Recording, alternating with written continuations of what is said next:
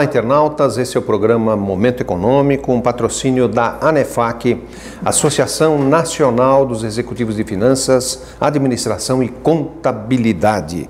Hoje falaremos um tema importantíssimo que afeta muito a nossa economia, que é o crédito e a inadimplência, que hoje o crédito está baixo e a inadimplência está alta na economia brasileira.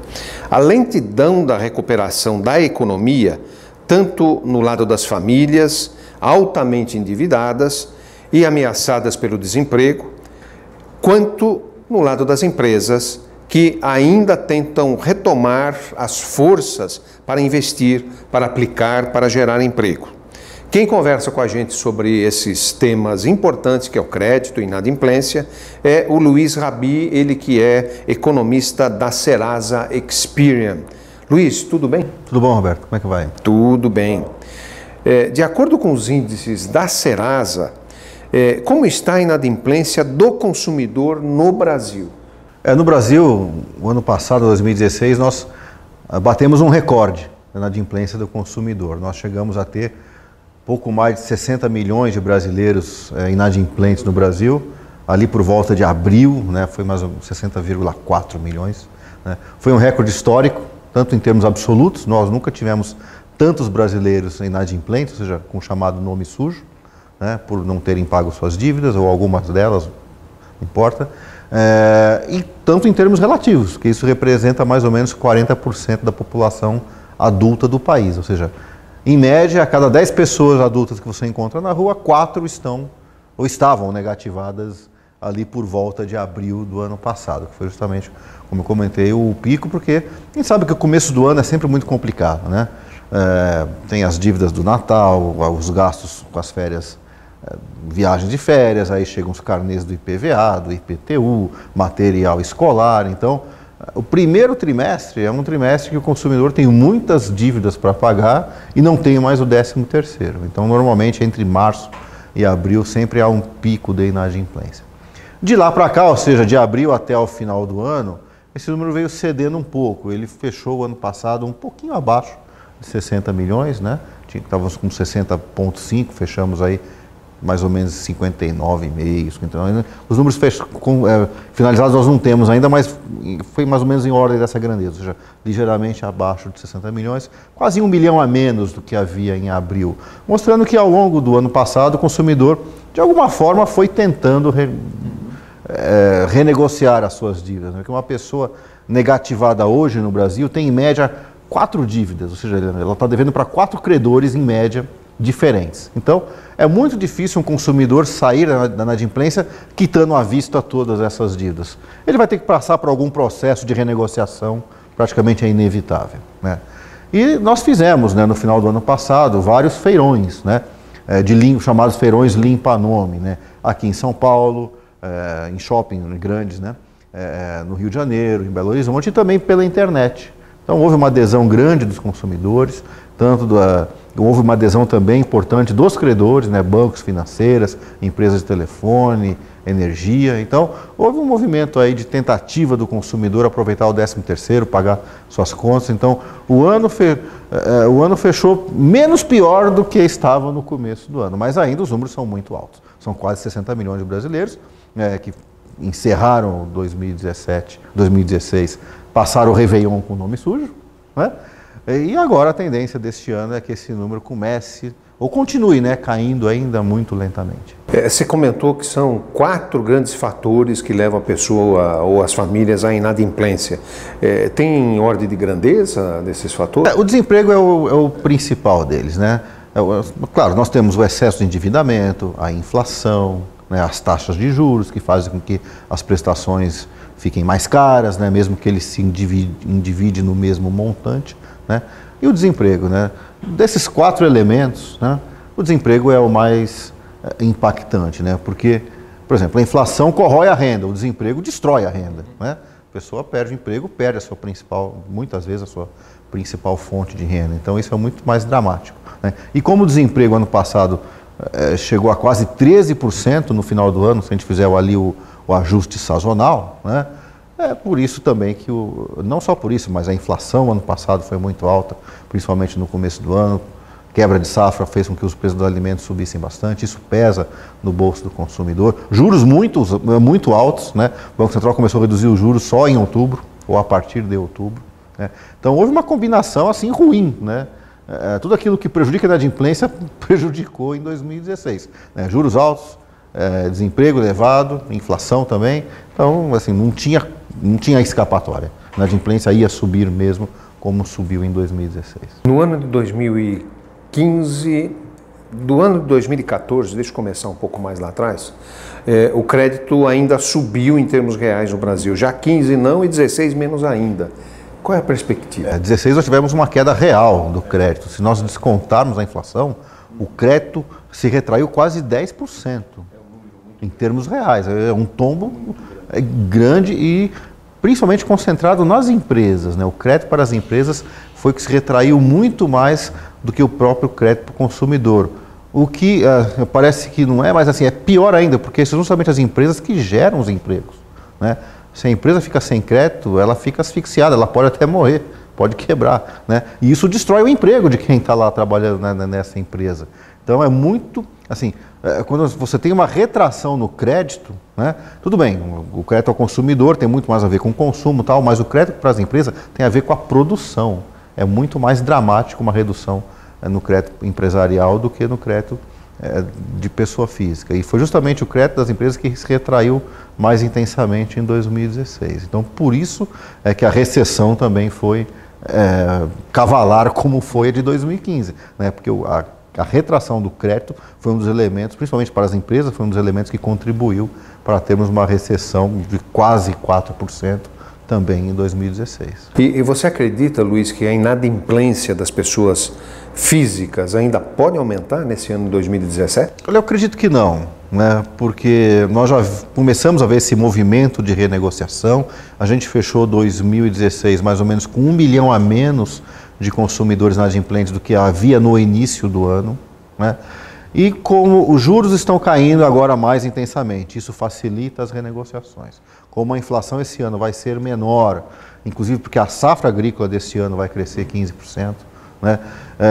E como a economia está ensaiando a saída da recessão, isso de alguma forma deve estancar o desemprego, né? O desemprego, pelo menos, não digo tão já, ou seja, mas a partir da metade do ano o desemprego acho que já começa a estabilizar ou até mesmo ensaiar algumas quedas. Então, esse cenário mais positivo e essa necessidade ou essa busca do consumidor em renegociar e sair da inadimplência, como de fato está acontecendo, na nossa visão vai fazer com que a inadimplência do consumidor continue nesse movimento de queda bem lenta, bem gradual, né? Ao longo de 2017. Então a gente deve encerrar o 2017 com um pouco menos de inadimplentes do que foi 2016. O governo tem anunciado e tomado algumas medidas com relação ao setor imobiliário, na construção de casas populares. Ele está querendo incentivar para que gere mais emprego. Recentemente o governo mexeu no rotativo do cartão de crédito. Isso é positivo? Vai ter reflexo positivo? De alguma forma o governo está tentando destravar algumas linhas de crédito, né? O crédito imobiliário, principalmente para baixa renda, é importante. Isso tem um impacto gerador de emprego no setor da construção civil, né, que foi um setor que foi duramente afetado ano passado. Os lançamentos imobiliários caíram mais de 40% em algumas cidades no ano passado. Então foi um tombo gigantesco que a construção civil teve em 2016, né? Essa questão do cartão de crédito é algo que vai, de alguma forma, diminuir a inadimplência, fazer com que o consumidor possa até usar um pouco mais racionalmente, né, o rotativo do cartão, né? Claro que, tudo bem, são medidas que ajudam, né?